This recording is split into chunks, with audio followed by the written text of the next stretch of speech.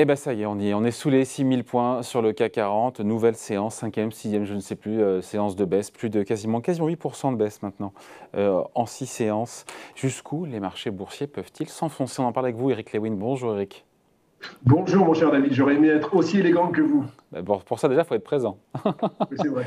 Rédacteur en chef du Publications Agora. Bon, ça cogne sévère, dis donc là. On a quand même, bon, on y revient toujours, mais c'est vrai qu'on nous avait vendu une histoire comme quoi l'inflation était à son pic ou proche de son pic et que le pire était derrière.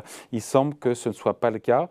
Et là, on a un petit sentiment d'un petit vent de panique, non? Même le rebond du jour ne tient pas. Le moral des consommateurs américains n'a jamais été aussi bas. Ça broie du noir là, hein. Ouais, ça broie du noir. En fait, ça allait bien jusqu'à jeudi, hein. C'était un peu médiocre, mais pas mauvais.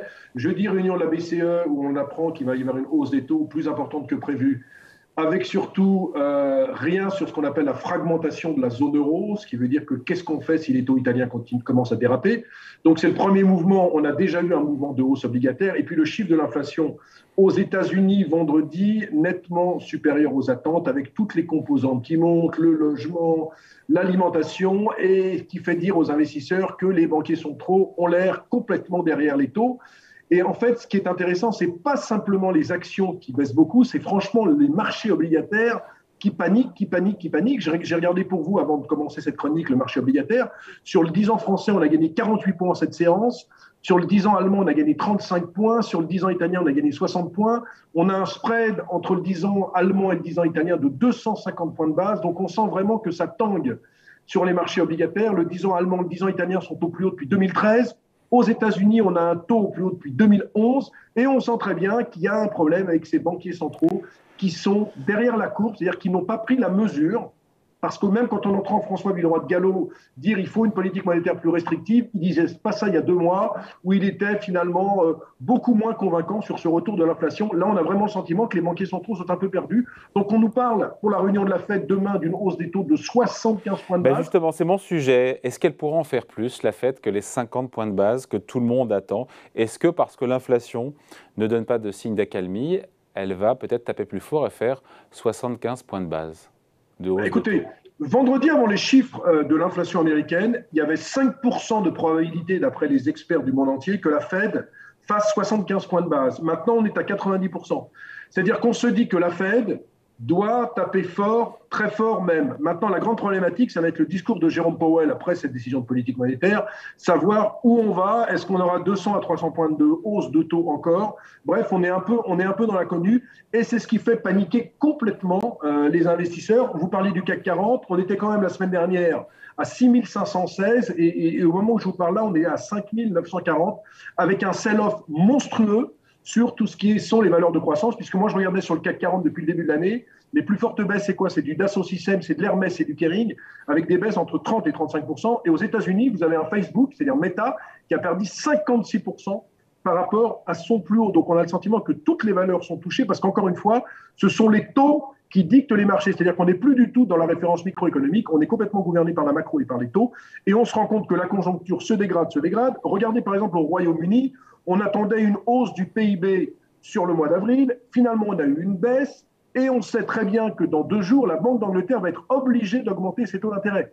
Donc on s'est dit qu'en Angleterre, on est en quasi-récession. Et le sentiment qui agite les investisseurs, c'est de se dire, est-ce qu'on n'aura pas la même chose aux États-Unis et en Europe? Vous parliez du Michigan. L'indice du moral du Michigan est tombé quand même vendredi à son plus bas depuis 1980. Et en 80, qui était président avant Reagan? C'était Carter. Et où étaient les États-Unis de Carter? Complètement à l'agonie avec inflation plus récession. Donc vous voyez, ça fait beaucoup réfléchir les investisseurs. Et c'est pour ça que même, David, si les marchés ne sont pas très chers, parce qu'on est actuellement sur un PER de 12 sur le CAC 40, et même si on a des marchés pas très chers, les investisseurs n'y croient plus.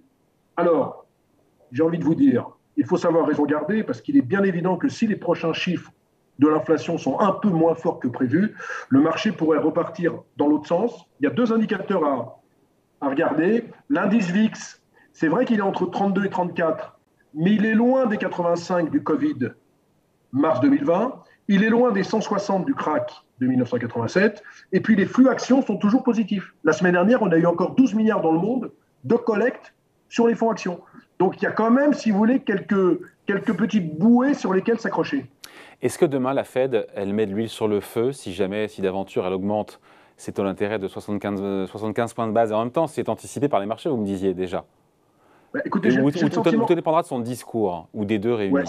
Ouais, c'est ce que j'ai. En fait, je pense que les 75 points de base sont largement intégrés et anticipés par les investisseurs. Après, tout dépendra du discours de Powell. S'il nous dit qu'il va frapper fort, ça peut inquiéter également les investisseurs. Mais on a vraiment maintenant le sentiment que le discours des banquiers centraux a changé. C'est-à-dire que maintenant, on privilégie la lutte contre l'inflation, quitte à laisser de côté la croissance, ce qui n'était pas le cas avant. Et c'est pour ça qu'on a ces tensions sur les taux. C'est parce que vous avez une Christine Lagarde lors de sa conférence de presse qui dit oui, il y a de l'inflation, oui, on est un peu en retard, et en fait, elle dit en filigrane, oui, je me suis un peu planté, quoi. Et donc, comme ils se sont plantés, il faut absolument qu'ils essaient de rééquilibrer les choses, et c'est pour ça qu'on a cette déconvenue sur les marchés financiers, c'est-à-dire que maintenant, on se rend compte que l'inflation est une donnée permanente, avec sans doute la différence entre les États-Unis et l'Europe, c'est qu'aux États-Unis, il y a quand même cette boucle prix-salaire qu'on a moins en Europe, même si on commence à voir par Miguel Metal en Allemagne, il nous faut des augmentations de salaire de 8,5% cette année. Ce qui est dingue, c'est de se dire qu'à 6 000 points, on est sous 6 000 points, que le CAC 40 est beaucoup plus abordable. Un PER de 12 à vous écouter sur les résultats 2022. Et pour autant, personne ne va en acheter. Et en même temps, si d'aventure, du fait du ralentissement couplé à des hausses de taux, la stagnation se transforme en récession, il n'y aura plus de hausse des profits. Et donc, la valeur du CAC 40 change, puisque si elle baisse des profits, ça fait mécaniquement augmenter la valeur du CAC 40. La transition est fantastique, David. En fait, vous savez, je regardais encore les prévisions ce matin. On était encore à 23% de hausse sur les bénéfices des entreprises du CAC 40 sur 2022 et 12% hors total. La grande problématique, c'est que je pense qu'on en sera loin. Et donc, c'est vrai que quand je vous parlais de ce PER de 12, il était intégré sur une hausse de 23% des bénéfices des entreprises du CAC 40. On risque de ne pas avoir. Si on ne l'a pas, le PER remonte mécaniquement à 14 ou 15 et on n'est plus dans le même étiage. Maintenant, moi, ce que j'ai envie de vous dire, c'est que comme on est dans des données macroéconomiques, tout peut changer. C'est-à-dire que s'il y a un ralentissement de l'inflation, alors je ne sais pas, imaginons que ça se calme entre l'Ukraine et la Russie. Imaginons aussi qu'en Chine, même si ça reconfine un petit peu dans les écoles en ce moment, imaginons que ça se calme également. Imaginons que la Chine prenne également des mesures très importantes. Imaginons qu'on échappe aussi à la récession. On peut se retrouver aussi par un marché qui reprend 10%. Donc tout est très, très, très volatile. Le VIX, j'en parlais, il a quand même pris, alors il est loin de ses plus hauts, mais il a quand même pris aussi bien aux États-Unis qu'en Europe, quasiment 25% en 2 séances. Donc tout peut aller très vite, quoi. Donc, à la question, et je reviens juste à la question de départ, jusqu'où les marchés boursiers peuvent s'enfoncer. On a enfoncé pour le coup les 6 000 points aujourd'hui. La force de rappel, elle est à quel niveau et elle dépend de quoi? Elle dépend de l'évolution de l'inflation, c'est ça en fait. En fait, non, elle dépend de l'inflation et elle dépend surtout des réactions des banques centrales. Moi, j'ai envie de vous dire que tout est dans les mains des banques centrales, quoi. C'est vrai que si Powell fait demain une énorme erreur de communication monétaire, on peut se taper un gros couac. Quoique, il faut quand même savoir que sur le CAC, on perd 16% depuis le début de l'année. Le S&P 500 est en zone bearish, je ne sais pas comment ils disent ça, mais on perd plus de 22%. Sur le Nasdaq, c'est 30% par rapport à son plus haut. Donc, si vous voulez, c'est pas comme si on était sur des marchés au plus haut et qu'on arrivait en se disant qu'est-ce qui va se passer. On a le sentiment qu'il y a beaucoup de mauvaises nouvelles quand même qui sont intégrées dans les cours. On a le sentiment que même si demain il y avait une moins mauvaise nouvelle, c'est-à-dire qu'avec des projections d'inflation sur 2023-2024 un peu meilleures que prévu et un Powell peut-être un peu meilleur que d'habitude, on peut avoir complètement un retournement de tendance sur les marchés. Mais c'est vrai que les prochains chiffres qu'il faut regarder, c'est à 14h30 quand sortent CPI et PPI, c'est-à-dire indice des prix à la consommation, indice des prix à la production, mais également les ventes de détail.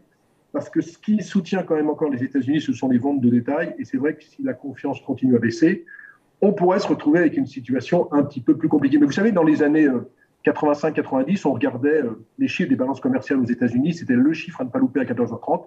Et bien maintenant, on va avoir les yeux rivés, on change de paradigme, mais on est vraiment dans un paradigme inflationniste. Mais encore une fois, pour peu qu'on passe de 8,5 à 8,6 à 7,5, voire 7,4 aux États-Unis, c'est-à-dire que si on perd ne serait-ce qu'un point d'inflation, ça peut faire beaucoup sur les marchés et ça peut les faire remonter fortement. Donc on est, encore une fois, comme on l'a dit souvent chez vous, comme je disais en début d'année, dans l'ère de l'hypervolatilité.